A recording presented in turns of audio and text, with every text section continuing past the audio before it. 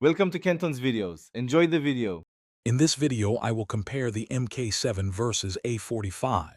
We'll dive into their core differences, starting with performance. The Mk7, often praised for its accessible power, provides a thrilling yet comfortable ride.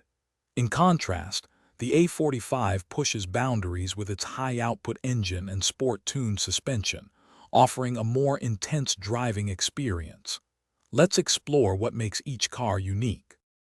Moving on to driving dynamics and interior, the Mk7 excels in offering a compliant ride, making it a great choice for everyday driving and longer trips. Its cabin is practical and well-appointed. The A45, however, prioritizes a more engaging experience with a firmer setup and sportier interior accents. While both are premium, their approaches to comfort and driver engagement differ considerably. When considering practicality and cost, the Mk7 often presents a more budget-friendly option, both in initial purchase and long-term ownership.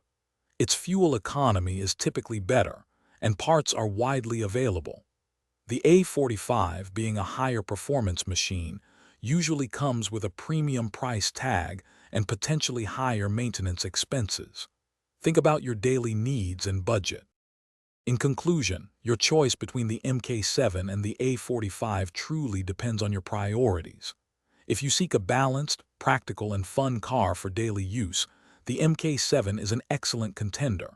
But if raw power, aggressive styling, and a track-focused feel are what you crave, the A45 will undoubtedly satisfy. Both are fantastic, just for different drivers. Also, for those looking to streamline their week, check the description for a link to some fantastic leak-proof meal prep containers and other great deals. Thanks for watching. Consider subscribing if we helped you.